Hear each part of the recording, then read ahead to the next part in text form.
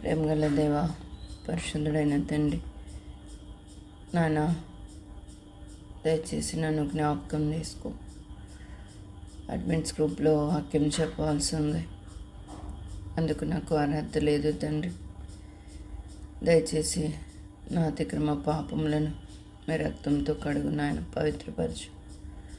నన్ను ఖాళీ చేసి నా నోట నీ మాటలుంచి నీ ప్రజలమైన మా అక్కర తీర్చమని బ్రతిమాలుతున్నా.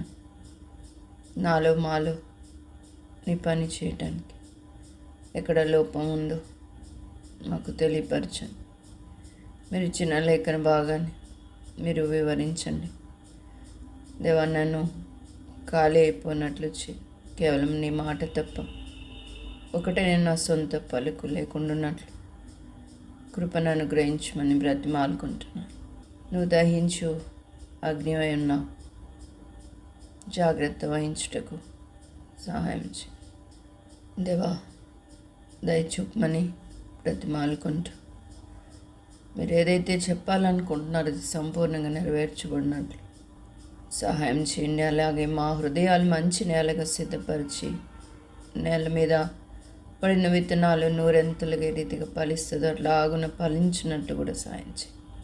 మా ప్రార్థన ఆలకించినందుకు, అడిగి ఉంచిన దానికంటే కూడా అత్యధికంగా చేస్తున్నందుకు హృదయపూర్వకంగా కృతజ్ఞత ఆస్తుతులు చెల్లిస్తూ యేసయ్య ఘనమైన నామంలో ప్రార్థిస్తున్నాను తండ్రి. యాజక ధర్మము నెరిగి యేసునికే సేవ ప్రేమతో నరింపుడు. యాజక ధర్మము నెరిగి యేసునికే సేవ ప్రేమతో నరింపుడు. ఆయన తోడా వేయి వచ్చరములు ఆనందముతో నిలుచు. ఆయన తోడా వేయి వచ్చరములు ఆనందముతో నిలుచు. యాజకులందరూ భాగ్యశాలులై, యాజకులందరూ భాగ్యశాలులై హల్లెలూయా పాడెదరు. యాజక ధర్మము మెరిగి యేసునికే నరింపుడు. యాజక ధర్మము మెరిగి యేసునికే సేవ ప్రేమతో నరింపుడు. జాగ్రత్తగా విందామమ్మా. యాక్చువల్గా అడ్మిన్స్ గ్రూపు దయచేసి ఎవరు కూడా అబ్సెంట్ అవ్వద్దు. అడ్మిన్స్ గ్రూప్లో చెప్పే మాటలు మనకెంతో అవసరం. సాక్ష్యాలు కానీ, సహవాసం కానీ, వాక్యం కానీ, మిగతా వాళ్ళతో ఏకీభవించడం కానీ, ఇవన్నీ మనకు సహోదర ప్రేమను తెలియపరుస్తుంది, ఐక్యతను తెలియపరుస్తుంది, ఐక్యతను అనుగ్రహిస్తుంది. అంతేకాదు, మనము అడ్మిన్స్గా నిలబడాలంటే మనకెంతో ఆత్మీయమైన ఆహారం అవసరం. ఆత్మీయంగా మనం బలం లేకపోతే మనం ఖచ్చితంగా నిలబడలేమమ్మా. ఖచ్చితంగా అంటే ఖచ్చితంగా. నేనే అంత ఇంపార్టెన్స్ ఇచ్చేదాన్ని కాదు, కానీ దేవుడు నాకు ఎగ్జాంపుల్స్ కూడా చూపిస్తారు. ఎవరైతే అడ్మిన్స్ గ్రూప్ రాకుండా ఫ్రీక్వెంట్గా అబ్సెంట్ అవుతా వచ్చినారు, వాళ్ళకి అంటే అడ్మిన్స్గా ఉండాలని ఇంట్రెస్ట్ పోతుంది. మెల్లిమెల్లిగా శత్రువు నష్టపరుస్తూ వస్తాయి. అలాంటి వాళ్ళు క్రమంగా గ్రూప్లో నుంచి వెళ్ళిపోయినారు. వాళ్ళంతకు వాళ్ళు కొంతమంది నిలబడలేక వెళ్ళిపోయినారు, కొంతమంది తొలగించమని చెప్తున్నారు. కాబట్టి దయచేసి ఆషామాషి గ్రూప్ని తీసుకుని మనం చేస్తున్న పని చాలా విలువైంది, గొప్పది. నేనే అంటాడు కదా, ఈ పని గొప్పది. అలాంటి పని మనం చేస్తున్నాం. నిర్లక్ష్యంగా శ్రద్ధ ఉండదు. ఆలస్యం అవుతుందని అవన్నీ సాతాను గుర్తు. దాదాపు 12:30కు పడుకున్నాం మనం, 5:30కి లేచిన 5 గంటలు మనకు నిద్రపోయినట్టు లెక్క. హ్యాపీగా మందిరానికి వెళ్ళొచ్చు, మళ్ళీ తిరిగి రావచ్చు, వచ్చినాక పని పడుకోవచ్చు. నువ్వు సహాయం చేస్తావు. అసలు ఇంతకుముందు మనం నైట్ అంతా మేల్కొనే వాళ్ళం, తెల్లవారుజామున 5 వరకు. సాటర్డే అంటే ముఖ్యంగా ఆదివారం జరిగే పరిచర్య కొరకు మనం ప్రార్థన చేసేవాళ్ళం. మొదట్లో అలా ఉండేది గ్రూప్. కాబట్టి ఆదివారం ప్రపంచం అంతటా జరిగే పరిచర్య కొరకే ప్రార్థన చేయడం అనేది చాలా ఇంపార్టెంట్. అనేక చోట్ల మనకు తెలియదు మన ప్రార్థనలకు జవాబు ఎట్లా వస్తుంది అన్నది మనం ఎరుగం కనుక ప్రార్థన గ్రూప్కి రావడానికి అంత ఇంట్రెస్ట్ చూపించం. అనేక చోట్ల అవాంఛనీయమైన సంఘటనలు బంధించబడ్డానికి మన ప్రార్థనలు కారణం. అనేక చోట్ల ఆత్మీయమైన ఆహారం మందిరాల్లో అందడానికి కూడా మన ప్రార్థనలు కారణం. మొదట్లో అరుణా సిస్టర్ వాళ్ళంతా ఉన్నప్పుడు అరుణా సిస్టర్ చెప్తా వచ్చు, మందిరంలో ఇక్కడ మనం ప్రార్థన చేస్తున్నప్పుడు ఆదివారాలు వాక్య పరిచయం ఎంతో చక్కగా వస్తుందట. తనే కాదు, మేమందరం కూడా మా యొక్క మందిరాల్లో కూడా చూస్తావచ్చు. అర్థమైంది? ఆషమాషి కానే కాదు. ఇంకా అందరూ సండే లేట్ అయిపోతుంది, అదవుతుంది, అందరూ వెనక్కి లాగే వాళ్ళు కొంతమంది ఉంటారు, అందరూ ఒకలాగా ఉండరు కదా. మేము ఆ రోజే సెలవు, ఆ రోజే మనం బయటికి పోకపోతే ఎట్లా? ఇలాంటివి వచ్చినప్పుడు ఒక తలంపు మానవ రీతిగా నాకు వచ్చింది. పోనీ అడ్మిన్స్ గ్రూపు సాటర్డే కాకుండా ఇంకొక రోజు అట్లా అని అనుకున్నప్పుడు పద్మ సిస్టర్ లేదండి, మరుసటి రోజు మనం ఆరాధన పరిచయం ఉంటుంది కాబట్టి అది ముఖ్యం మన ప్రార్థన అని తను కూడా గుర్తు చేస్తా వచ్చింది. అసలు అడ్మిన్స్ గ్రూప్ కానీ ఆల్మైటీ కానీ ఆరంభించుట కంటే ముందు దేవుడు నాకు ఇచ్చిన బాధ్యత. నేను సాటర్డే నైట్ అంతా మేలుకునేదాన్ని, ఒక్కదాన్ని ప్రార్థన చేస్తున్నప్పుడు. తెల్లవారుజామున 5 గంటలకు ప్రభు దగ్గర వాగ్దానం తీసుకుని పడుకునేదాన్ని. అప్పుడు మా మందిరం 10 గంటలకు ఉంటుంది. ఆ తర్వాత మందిరానికి వెళ్ళేది. దేవుడు నాకు అప్పగించిన బాధ్యత ప్రపంచంలో జరిగే ఆదివారం పరిచర్య కొరకు ప్రార్థించి ఆ హోల్ నైట్ అంతా చేసేదాన్ని. దానికి కారణం కూడా శ్రీలంకలో ఆ దినాల్లో జరిగిన కార్యం. దాని తర్వాతనే అలా ప్రార్థన దేవుడు వదిలిపెట్టి చేసినాడు. తర్వాత అడ్మిన్స్ గ్రూప్, తర్వాత ఆల్మైటీ రావడం, అడ్మిన్స్ గ్రూప్ రావడం, తర్వాత అడ్మిన్స్ గ్రూప్ ఇలాగా, తర్వాత పద్మా సిస్టర్ మళ్ళీ గుర్తు చేసి లేదా ఆదివారం పరిచర్య కొరకైనా మనం సాటర్డే వెయిట్ చేయాలి. కాబట్టి మన ప్రార్థన ముఖ్యం. నేను ఒక్కదాన్ని లేకపోతే ఏమవుతుంది, నేను రాను, ఏదో నా అక్కర కొల్లి మీరు వస్తున్నట్టు ఏదో బతిమాలుకుంటు అనుకుంటున్నారు. నీకు నీవుగా బాధ్యత కలిగి ఉన్నావా?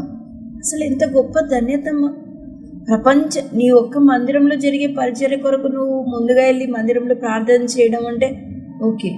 ఇప్పుడు ప్రపంచం అంతటా జరిగేటువంటి పరిచర్య నీ ప్రార్థన మీద ఆధారపడిందంటే ఎంత గొప్ప ధన్యత అసలు అది. దాన్ని మిస్ చేసుకుంటావా? దాన్ని నిర్లక్ష్యంగా చూస్తావా? నువ్వు లక్ష్యం దేవుని పని మీద ఇస్తా అంత దేవుడు నిన్ను లక్ష్య పెడతాడు, నీ మనవుల ఆయన అనుసరిస్తాడు.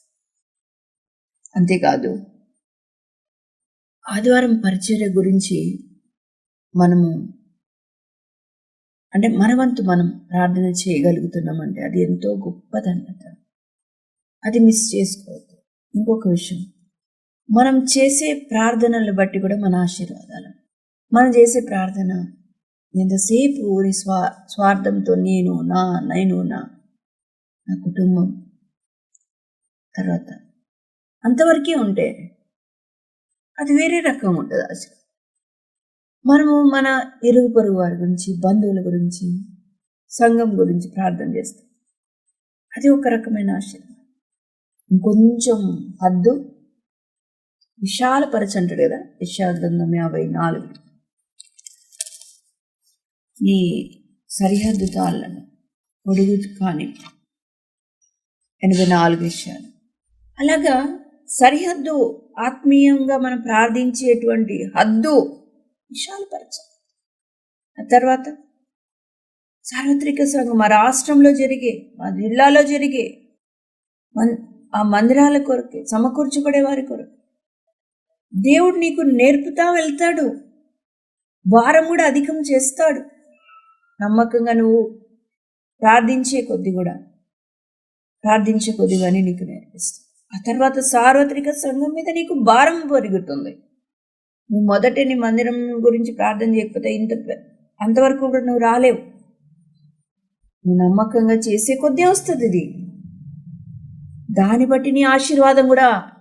అర్థమైందా? సార్వత్రిక సంఘం గురించి భారం కలిగి ఉన్నవా? సేవకుల గురించి భారం కలిగి ఉన్నవా? సేవకురాళ్ళ గురించి భారం కలిగి ఉన్నావా? నమ్మకంగా పరిచర్య చేసే వాళ్ళ కొరకే భారం కలిగి ఉన్నవా? వాళ్ళ కొరకు నువ్వు ప్రార్థన చేసి చూడు చాలు.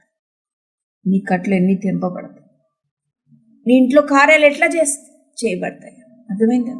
కొంతమంది గురించి ప్రార్థన చేస్తున్నప్పుడు తెలియకనే మనకు ఆశీర్వాదం వచ్చి పడతాయి. అర్థమైందా?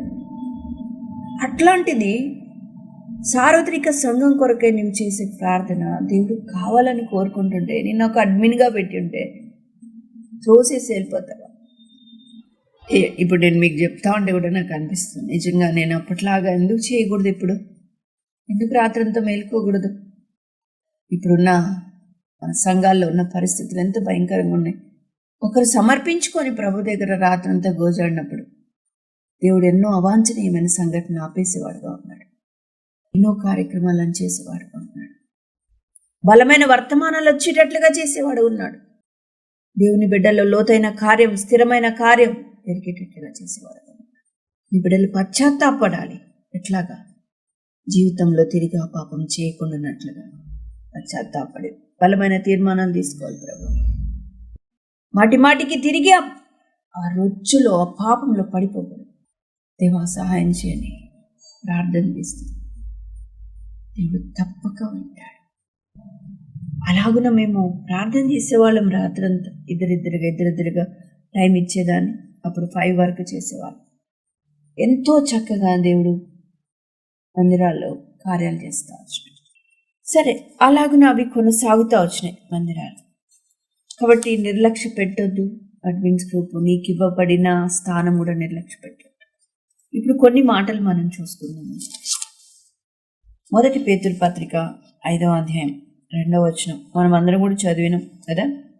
బలిమి చేత కాక దేవుని చిత్త ప్రకారం ఇష్టపూర్వకంగా దుర్లాభేపేక్షతో కాక సిద్ధ మనస్సుతోను మీ మధ్యనున్న దేవుని మందను పై విచారణ చేయొచ్చు దానిని కాయడు.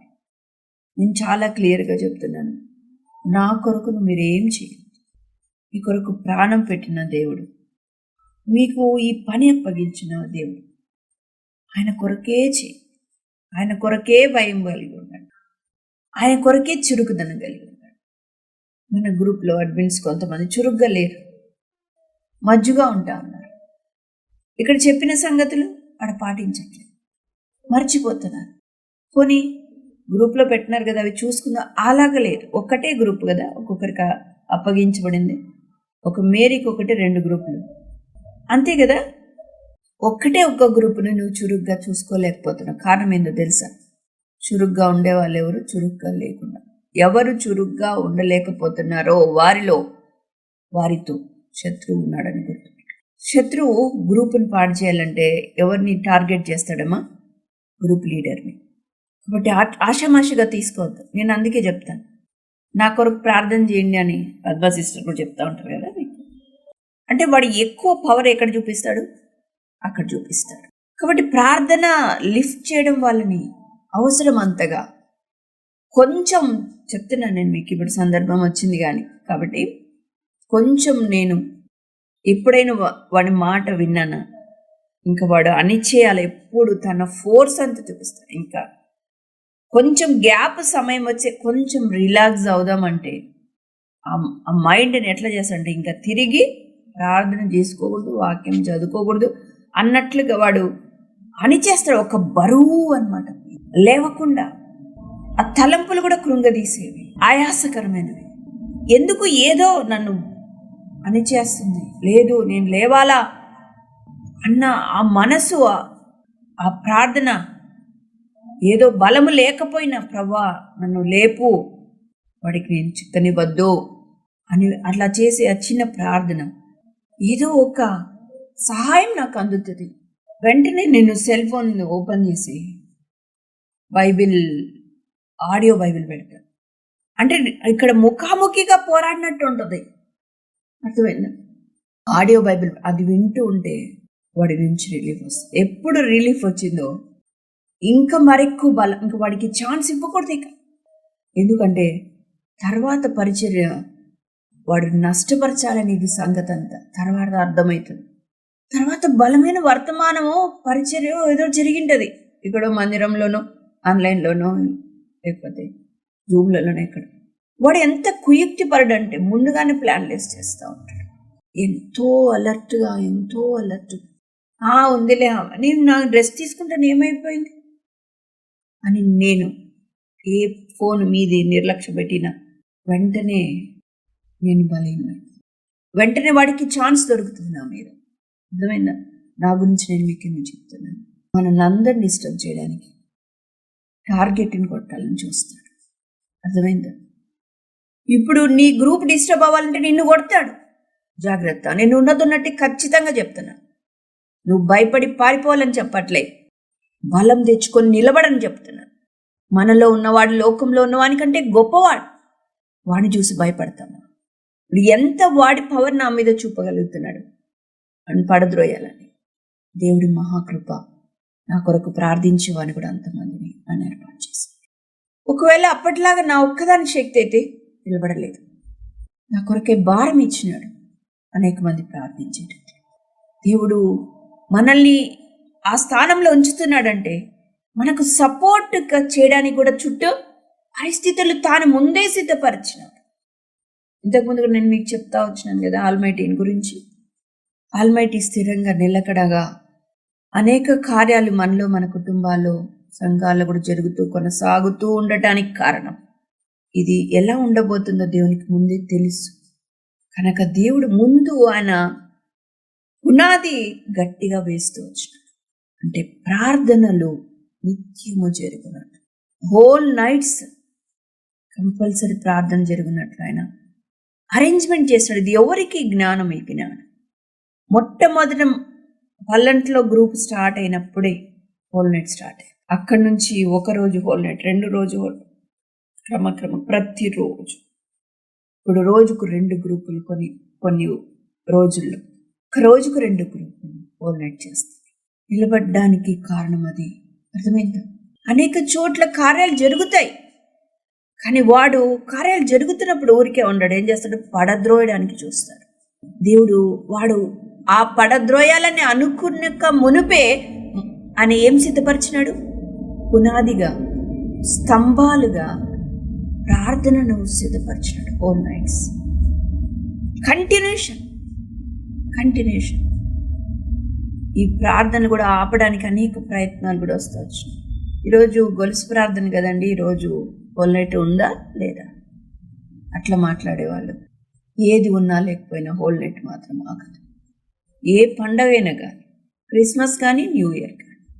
న్యూ ఇయర్ మనం అక్కడ దేవుని సన్నిధిలో గడుపుతాం, అందరము గడుపుతాం. ఒక్క న్యూ ఇయర్ 31st నైట్ తప్ప ప్రతి నైట్ కూడా హోల్ నైట్ జరుగుతుంది. అది కంటిన్యూషన్ అయ్యేసరికి శత్రువుకి తావు లేకుండా ఇవన్నీ మనము గమనించాలి. దేవుడు అలాగున సిద్ధపరచు. కాబట్టి నీకు ఇవ్వబడిన స్థానము కూడా ఆషామాషి కాదు, తేలిగ్గా దయచేసి తీసుకో. సిస్టర్ గురించి నేను మీకు చెప్తాను, తెలుసు కదా. సరే, రెగ్యులర్గా రాలేనక్క బ్రదర్ అప్పుడే వస్తారంటే సర్లేమ్మా ఒకసారి, తర్వాత ప్రతిరోజు అలాగే ప్రతిరోజు నేనేమి చెప్పాలని ప్రేరేపణ రాలేదు. ఇంకేం క్రమక్రమంగా తానే రాకుండా అయిపోయి నిలబడలేరమ్మా. శత్రువు ఊపేస్తాడు, బలహీనపరుస్తాడు, అనుమానాలు తీసుకొస్తాడు. మీన్స్కి అలాంటి ఏమంటారు, తాకిడి ఉందంటారా, ఎఫెక్ట్ ఉందంటారా, శత్రువుతో ఉంటుంది. అర్థమైందా? భయపడాలని నేను చెప్పట్లేదు. నువ్వు పోరాడేది ఏందో నువ్వు ఎరుగు, నీ యుద్ధం ఏంటో నువ్వు ఎరుగు. దాన్ని బట్టి నీ ప్రార్థనా జీవితాన్ని స్థిరపరచుకో. వితౌట్ ప్రేయర్ నువ్వు గ్రూప్కి వెళ్ళొద్దు, ఆ పని మొదలు పెట్టొద్దు. నువ్వు నష్టపోతావు, నీ వల్ల గ్రూప్ కూడా నష్టపోతావు. ఎవరో ఇందాక ఒక సిస్టర్, మామూలుగా నేను చేస్తాను కదా, శత్రువుని బంధించేది చేస్తాను కదా, ఎప్పుడు భారం వచ్చినప్పుడు దేవుడు ప్రేరేపణించినప్పుడే చేస్తాను, ఇప్పుడు చేయను. కానీ కొంతమంది అది అలవాటుగా చేసుకొని చేస్తున్నారు. అలా చేయొద్దు దయచేసి. అంటే అందరూ చేయలేదులేండి, రేరుగా ఒకరిద్దరు నేను చూశాను. వాళ్ళ జీవితంలో ఎందుకు నష్టం ప్రభా నేను ప్రార్థన చేస్తూ వచ్చినప్పుడు ఎందుకు వాళ్ళు శత్రువుని జయించలేకపోతున్నారు? శత్రువు కిందనే ఉంటున్నారు కానీ వాళ్ళు శత్రువుని ఎందుకు జయించలేకపోతున్నారు అంటే వాళ్ళు వాళ్ళు శత్రువుని బంధిస్తున్నారు. బంధించటానికంటే ముందు దానికి కావలసిన శక్తి ఉండాలి, పరిశుద్ధత ఉండాలి, సమర్పణ ఉండాలి. అప్పుడే ఆ శత్రువుతో నువ్వు తలబడగలవు. అది లేకుండా నువ్వు దాంతో తలబడితే అది నిన్ను కింద పడేసి పైన కూర్చుంది. కాబట్టి ఏదో ఊత పదం పలికినట్లు యేసు నామములో బంధిస్తున్నారు. మాట్లాడొద్దండి, నష్టం జాగ్రత్త.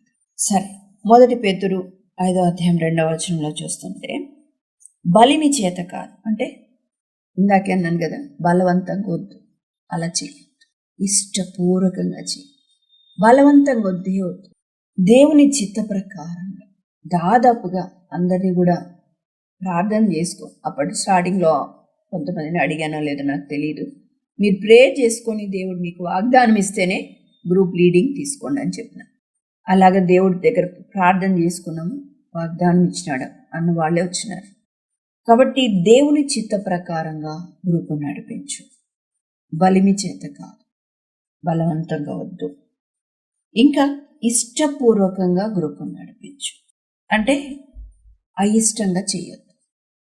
నీ ఇంటి పని అట్లా చేస్తావా? నీ పిల్లల పని, భర్త పని, వాళ్ళ కొరకు ప్రార్థించాలంటే బలవంతంగా చేస్తావా? ఇష్టంగా చేస్తావు, హృదయపూర్వకంగా ప్రార్థన చేస్తావు వాళ్ళ కోసం కదా, కన్నీరు గారుస్తావు. అలాగే పక్కన సహోదరి వాళ్ళ భర్త, వాళ్ళ ఇంటి పరిస్థితులు బాగలేదంటే, ఆమెకు ఆరోగ్యం బాగలేదు, ఆమె కోసం హృదయపూర్వకంగా ప్రార్థన చేయగలుగుతున్నావా? మన గ్రూప్లలో క్యాన్సర్ పేషెంట్స్ ఉన్నారు, మరి ఎట్లా ప్రార్థన చేస్తున్నాము? మనమే క్యాన్సర్ వచ్చితే మనం ఎంత దుఃఖపడతామో, ఎట్లా ప్రార్థన చేస్తాం? అలా ప్రార్థించాలి. అదే కదా మనకి హెబ్రీయులకు రాసిన పత్రిక 13వ అధ్యాయంలో మనం చూసాం, బాధించబడుతున్నట్టు కదా. 2వ అధ్యాయం 2వ వచనం 13:2, మీరును వారితో కూడా బంధింపబడినట్లు బంధకంలో ఉన్న వారిని జ్ఞాపకము చేసుకుంది. మీరు కూడా బంధకాల్లో ఉన్నట్లు, అర్థమైందా? మీరు కూడా శ్రమలో ఉన్నట్లు అట్లా జ్ఞాపకం చేసుకోవాలి వాళ్ళ బాధని. అలా చేస్తున్నావా? ఇష్టపూర్వకంగా ప్రార్థించి, కొన్ని కష్టమైందా? నా చేత కాదండి, నేను ఇలా చేయలేను, మీరు అలా చెప్పేస్తే కూడా నేను సంతోషపడతాను. ఇంకొకరు ఎవరినైనా నేను ప్రార్థనాపూర్వకంగా పెడతాను. అంతేగాని మీరు ఇలాగా చెయ్యలేకుండా ప్లస్ గ్రూపుని పాడు దయచేసి చెయ్యాలి. ఇంకా ఒకటి మాట ఉంది చూడండి, 2వ వచనంలో దుర్లాభాపేక్ష అంటే ఏదో ఒక ఆశించి మనము ఆ గ్రూపుని నడిపించడం. ఇక్కడైతే ఇది సేవకుల గురించి రాయబడింది. వాళ్ళేంటి, ధనం కొరకో, అధికారం కొరకో, ఇంకేదో నన్ను గొప్పగా అనుకుంటారు, నన్ను చాలామంది వెంబడిస్తారు, చాలామంది మంచోళ్ళు, స్టేటస్ వస్తుంది నాకు ఈ లోకంలో, ఏదో. అది కాదమ్మా మన అపేక్ష, అది కాదు. ఆయన పని నమ్మకంగా, ఆయనను సంతోషపెట్టడం, అది మన గోల్, అది గురి, అది నా వంతు. నేను నా కొరకై ప్రాణం పెట్టిన నా ప్రభు కొరకు నేను నిలబడాలా, ఆయనకి ఇష్టమైన పని చేయాలి, ఆయన సంతోషపెట్టాలా, ఇది మన గురి ఉండాలి. లేకపోతే దేని కొరకు నేను పట్టబడినానో దాన్ని పట్టుకోవడానికి పరిగెత్తాలి, అంతే. ఈ లోకంలో డబ్బు మనకు శాశ్వతం కాదు, అధికారం శాశ్వతం కాదు. లేకపోతే నేను గ్రూప్ లీడర్గా ఉంటే నా ప్రేరేపిస్తూ నా కొరకు ప్రార్థన చేస్తారు కదా, అందరూ ప్రార్థన చేస్తారు కదా, అప్పుడు నా ఇంటి సమస్యలు తీరుతాయి కదా. ఇది కూడా ఒక అపేక్షనే. మన ఆశ అట్లా ఉండకూడదు. ఎట్లా ఉండాలి? ప్రభువు మనల్ని ఎట్లా ప్రేమించినా అట్లా ప్రేమించాలి. మనం వారు అలా చూసుకోవడానికి సిద్ధపడాలి. నిస్వార్థంగా మనము సేవించాలి. దుర్లాభాపేక్షతో కాక ఎట్లా సిద్ధ మనస్సుతో ఇష్టపూర్వకంగా సిద్ధపడి ఆత్మీయంగాను భౌతికంగా అన్ని రకాలుగా సిద్ధపడే ఆయన పని మనము ఇంకా మీ మధ్యనున్న దేవుని మందను పై విచారణ చేయుచు దానిని కాయుడు. ఆ మందను ఏం చేయాలి? పై మంద పైన విచారణ చేయాలి. అంటే ఏమని అర్థం? సహోదరు రాలేదు, ఏమో రాలేదులే, వదిలేయొద్దు. ఆ రోజే నువ్వు ఫోన్ చేసి కనుక్కో. ఎంతమంది అమ్మా మీకుండేది? 6 మంది, అంతేనా? 6 మందిలో ఒక ఆమె రాలేదంటే ఒక్క ఫోన్ కాల్ చేసి మాట్లాడలేవా చెప్పు? ఒక్క గ్రూపు చూసుకుంటున్నావు, రాని వాళ్ళను పరామర్శించలేవా? మరి నీ కష్టం వచ్చినప్పుడు వేరే వాళ్ళకి నువ్వు ఫోన్ చేస్తావే, వాళ్ళు ఎట్లా పరామర్శిస్తారు? నేను చెప్పు. నువ్వు వేరే వాళ్ళ అంటే నీ గ్రూప్ వాళ్ళ ఫోన్ కాల్స్ గురించి వాళ్ళ గురించి నువ్వు బాధ్యత వహిస్తే నీ గురించి ఇంకొకరు బాధ్యత వహిస్తారు. నీకు తెలియకనే నీ కొరకై ప్రార్థిస్తారు. వాళ్ళకి భారం దేవుడిస్తారు. అందుకని ఇదంతా కూడా సహోదర ప్రేమతోనే అంతా. ధర్మశాస్త్రం అంతయు ఒక్క మాటతో చెప్తాను, నిన్ను అని నీ పొరుగు అని ప్రేమించు అని ఒక్క మాటలో సంపూర్ణమై అంతా ఇది మిళితం అన్నమాట. ఒకరి పట్ల ఒకరికి ప్రేమను పెంచే రకంగా ఉన్నాయి అన్నీ. దేవుడు పెట్టిన కనెక్షన్స్ అన్నీ. నువ్వు ఆత్మీయంగా పెరగాలంటే ఖచ్చితంగా ఒక సహోదరు ఉండాలి నీకు పక్కన. సహోదరు ఓ సహవాసం నీకు ఉండాలి. ఒంటరిగా నువ్వు పడిపోతావు. దేవుడు అట్లా పెట్టినాడు. మనం వాళ్ళకి హెల్ప్. మీరు ఒకరినొకరు హెచ్చరించుకోండి, ఒకరినొకరు పురికొల్పుకోండి, ఒకరి పాపాలు ఒకరు క్షమించండి, ఒకరి కోసం ఒకరు ప్రార్థన చేయండి, ఒకరి కోసం ఒకరు స్వస్థతలు చేయండి. ఇవన్నీ ఒకరినొకరు ఆదరించుకోండి, ఒకరినొకరు ధైర్యపరచండి, ఒకరికి ఒకరు లోబడండి. కాబట్టి మనం ప్రతిగా ప్రేమ కలిగి మనం జీవించాలి. మన గ్రూపు వాళ్ళ పట్ల కూడా విచారణ చేయాలి. ఎందుకు రాలేదు, ఏం చదవలేవా? ఒకవేళ అందరి ముందు అడగకపోయిన తర్వాత అయినా చెప్తా ఉన్నారు కదా, సిలువను ధ్యానించాలి. రోజుకొకరు మీరు ఏం చేయాలి? రోజుకొకరు ఆ యొక్క సిలువలో మీరు పర్సనల్గా ధ్యానించండి. దేవుని సన్నిధిలో బైబిల్ చదవగలిగిన వాళ్ళు ఆయా రెఫరెన్సెస్ తీసుకొని సిలువ గురించి ఉన్నవి, ప్రభు ఎట్లాగా ఆయన హింసించబడినాడు, ఎలాగ చనిపోయినాడు, ఎందుకు చనిపోయినాడు, సంగతులన్నీ చదివి తెలుసుకో. ఇంతవరకు వారిది ఇది విని తెలుసుకున్నావు. నువ్వు చదివి తెలుసుకొని ధ్యానించి ప్రభునందు ఆనందించి నీకు తోచిన మాటలు పంచుకో. అది ఉపదేశంగా ఆయన పంచుకో, లేకపోతే దేవుడు నాకు ఇలా మాట్లాడానన్నా చెప్పు. చాలు 5-10 నిమిషాలు అంతే. గ్రూప్లో అందరూ చెప్పాలి. చదువు రాని వాళ్ళు కూడా అంతే. ఇంతవరకు విన్న సంగతులు ఎన్నో మన ప్రభు గురించి పర్సనల్గా ప్రార్థన చేసుకున్నప్పుడు అవన్నీ నెమరేసుకొని ప్రభుని స్తుతించి ఆరాధించి కొత్త విషయాలు నీకు తెలియపరుస్తుంది. చదువు రాని వాళ్ళకు కూడా తెలియపరుస్తుంది. ఆ మాటలు వచ్చి గ్రూప్లో పంచు. వాళ్ళు ఒకవేళ 5 నిమిషాలు చెప్పినా పర్వాలేదు, కానీ ప్రతి వారి నోరు తెరవబడాలి. మన కోసం ప్రాణం పెట్టిన మన ప్రభు గురించి ప్రతి వారు కూడా చెప్తారు. కొన్ని గ్రూపులలో వాళ్ళకి రాదండి, వాళ్ళు చదువుకోలేదని అని చెప్తా ఉన్నారు. కుదరనే. అట్లాంటి వాళ్ళు ఎవరైనా ఉంటే వెంటనే నాకు తెలియపరచండి.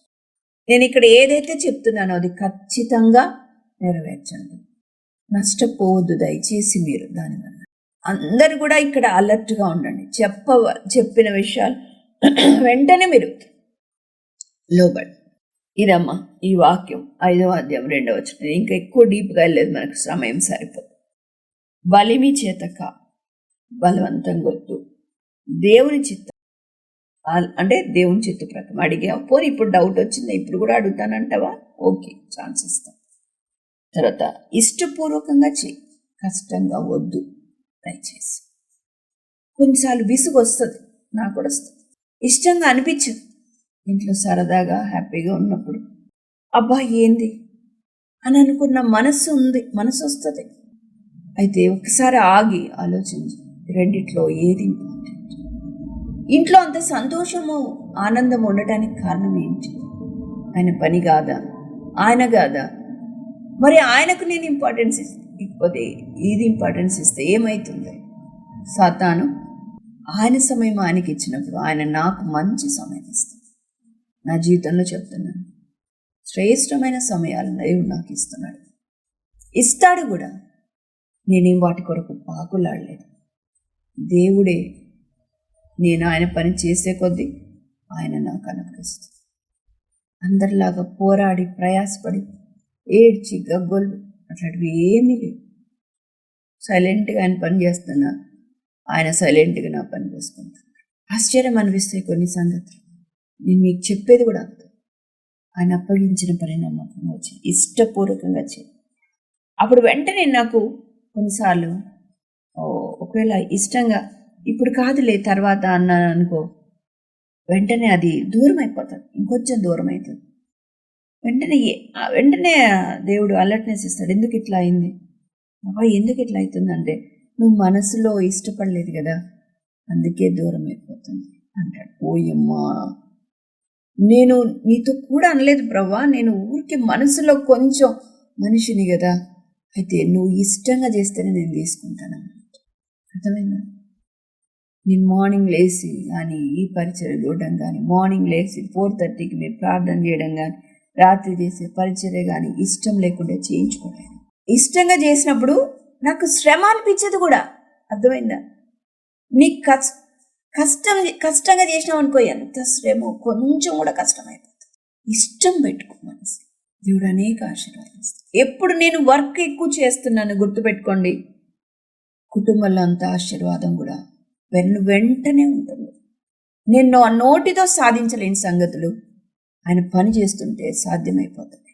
సరే, దుర్లాభాపేక్షతో కదా, నిస్వార్థంగా దేనివల్ల ఏది ఆశించవద్దు. వాళ్ళ ద్వారా ఇది, వీళ్ళ ద్వారా ఇది ఏది ఆశించు, వాళ్ళ ద్వారా నాకేమొద్దు, నాలో ఉన్న నా ప్రభు నాకు ఇచ్చిన సంగతి నేను వాళ్ళతో పంచుకుంటాను, అంతే. తర్వాత సిద్ధ మనస్సుతో, అదే అశ్రద్ధగా కాదు, సిద్ధపడి రా, ప్రార్థనాపూర్వకంగా రా, సరి చేసుకొని రా, ప్రభు దగ్గర క్షమాపణ అడిగి శుద్ధి చేయబడి అప్పుడు వచ్చి గ్రూపుని నడిపించు. ఈ మధ్యనున్న దేవుని మందను పై విచారణ చేయుచుదాన్ని. ఆ రీతిగా మనము దేవుని మందను కాయవలసిన వారంగా ఉన్నాం. దేవుడి మాటలు మన కొరకై దీవించును గాక. ఆమేన్. మహాపరిశుద్ధుడా, మా ప్రేమ కలిగిన తండ్రి, మహానంతుడా, మీకు ఘనమైన నామం బట్టి మీకు ఎంతగానో వందనాలు, స్తోత్రములు ప్రభా. ఈ రాత్రికాల సమయంలో దేవా, మీరు మాతో మాట్లాడుతూ వచ్చారు తండ్రి, మీకు ఎంతో వందనాలు ప్రభా.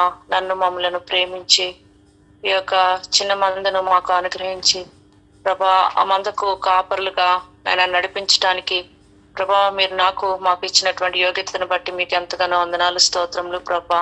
దయగలిగిన తండ్రి, మీ యొక్క అధీనములో ప్రభా మేముంటూ మీరు మాకు అప్పగించినటువంటి పనిని జాగ్రత్తగా చేయటానికి సహాయం చేయమని ప్రభా మీ సన్నిధిలో వేడుకుంటున్నాను. దేవా, శత్రువుపై తండ్రి విజయాన్ని మాకు అనుగ్రహించమని ప్రార్థిస్తున్నాను ప్రభా. మీ యొక్క పరిశుద్ధత, మీ యొక్క పవిత్రత, మీ యొక్క బలము, శక్తి తండ్రి నాలో మాలో నింపుతూ రమ్మని మీ సన్నిధిలో వేడుకుంటున్నాను. మాలో తండ్రి ఆ యొక్క శక్తి లేని ఎడల ప్రభా తండ్రి అపవాదిని మేము ఎదిరించలేము, అది మా మీద ఎక్కి కూర్చుంటాడు కనుక ప్రభా, మరి అపవాదిని ఎదిరించగలిగేటువంటి శక్తి నాలో ఉండాలంటే ప్రార్థనా జీవితం నేను కలిగి ఉండాలి తండ్రి, వాక్య ధ్యానం నేను కలిగి ఉండాలి ప్రభా. నాకు అప్పగించినటువంటి బాధ్యతను నేను ఇష్టపూర్వకంగా, శ్రద్ధగా, మెలకువ కలిగి, జ్ఞానముతో, జ్ఞాపక శక్తితో ప్రభా మీ యొక్క కార్యములను నేను నెరవేర్చడానికి మాకు సహాయం చేస్తూ రమ్మని మీ సన్నిధిలో వేడుకుంటున్నాను ప్రభా. తండ్రి మీరు ఎంతో నన్ను ప్రేమించి నాకు ఇచ్చినటువంటి యొక్క ఆధిక్యతను నేను జాగ్రత్తగా కాపాడుకోవటానికి సహాయం చేయమని మీ సన్నిధిలో వేడుకుంటున్నాను. నా పట్ల ప్రభా మీరు ఎన్నో మేళ్లు చేస్తూ వచ్చారు దేవా. నా కొరకై మీ బిడ్డలు ఎంతగానో ప్రయాసపడి తండ్రి రాత్రి మగళ్ళు ప్రార్థన చేస్తూ వచ్చారు ప్రభా. వాటన్నిటిని బట్టి మీకు ఎంతగానో వందనాలు. అయితే తండ్రి నేను కూడా కృతజ్ఞత కలిగి ప్రభా ప్రతి ఒక్కరి కొరకు భారంతో కన్నీటితో ప్రార్థన చేయటానికి నాకు మనస్సును అనుగ్రహించమని ప్రార్థిస్తున్నాను దేవా. నాకు అప్పగింపబడినటువంటి ఒక గ్రూప్ను ప్రభా, నేను తండ్రి గ్రూప్ లో ఉన్నటువంటి ప్రతి బిడ్డ కొరకు ఎంతో కన్నీటితో ప్రార్థన చేసేదానిగా, బాధ్యత కలిగినటువంటి దానిగా నేను ఉండటానికి నన్ను జ్ఞాపకం చేసుకోమని ప్రార్థిస్తున్నాను. నాలో ఉన్నటువంటి అశ్రద్ధను తొలగించమని ప్రాధేయపడుతున్నాను ప్రభా. అయా, నాలో ఉన్నటువంటి మత్తు మరుపును తొలగించమని మీ సన్నిధిలో వేడుకుంటున్నాను దేవా. తండ్రి నాయన వివేకము కలిగి, జ్ఞానము కలిగి నడుచుకుంటూ నాకు నేర్పించమని ప్రార్థిస్తున్నాను ప్రభా. నా నోట మీ మాటలు ఉంచమని ప్రార్థిస్తున్నాను తండ్రి. ధైర్యం అనుగ్రహించమని ప్రార్థిస్తున్నాను ప్రభా. శత్రువుని ఎదిరించగలిగే ధైర్యాన్ని నాకు అనుగ్రహిస్తూ రమ్మని ప్రభా మీ సన్నిలో ప్రార్థిస్తున్నాను. నీతిమంతులు సింహము వలె ధైర్యంగా ఉంటారని ప్రభా మీరు సెలవిచ్చినారు కనుక దేవా తండ్రి సంపూర్ణమైనటువంటి నీతిని, యథార్థతను, సత్యమును ప్రభా నా హృదయ అంతరంగంలో కలిగి ప్రభా నేను ధైర్యంగా ప్రభా తండ్రి శత్రువుని ఎదిరించగలిగేటువంటి శక్తిని మీ మాకు అనుగ్రహిస్తూ రమ్మని ప్రాధాయపడుతున్నాను ప్రభా. దేవా మందకు కాపరులయండి ప్రభా, మరి జాగ్రత్తగా తండ్రి మందను కాయగలుగుటకు మీరే నాయనా తండ్రి బలాన్ని అనుగ్రహించి సహాయం చేస్తూ రమ్మని, ఈ దీనరాల ప్రార్థన అంగీకరించమని మమ్మల్ని అందరికీ మాకు ఇచ్చినటువంటి యొక్క ఆధిక్యతను బట్టి మీకు ఎనలేని వందనాలు చెల్లించుకుంటూ మా ప్రభును ప్రియరక్షకుడైన యేసుక్రీస్తు వారి నామమున వేడుకుని ప్రార్థిస్తున్నాను పరమ తండ్రి. ఆమేన్.